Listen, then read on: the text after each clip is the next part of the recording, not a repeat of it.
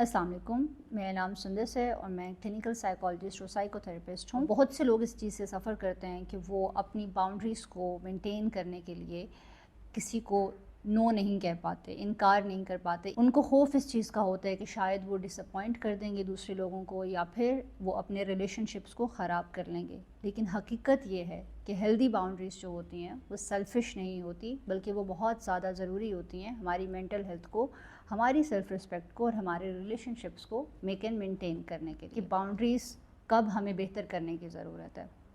جب ہمیں یہ فیل ہونے لگے کہ ہم نو کہتے ہوئے گلٹی فیل کر رہے ہیں، جب ہم دوسروں کی نیڈس کو خود سے پہلے پریفر کر رہے ہیں، جب ہم انٹریکشنز کے بعد ڈرین فیل کرنے لگ گئے ہیں.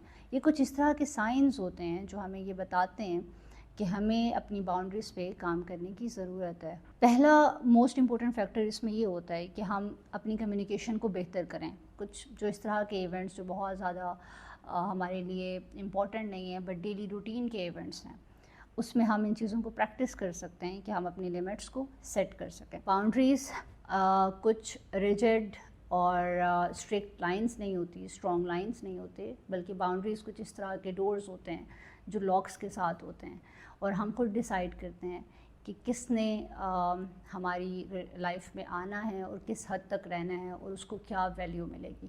سو boundaries are very necessary to protect our mental health and to maintain and save our relationship. صرف ویریفائڈ ڈاکٹر سے اپوائنٹمنٹ بک کراؤ. اولا ڈاک، ڈاکٹر کا اپوائنٹمنٹ آسانی سے.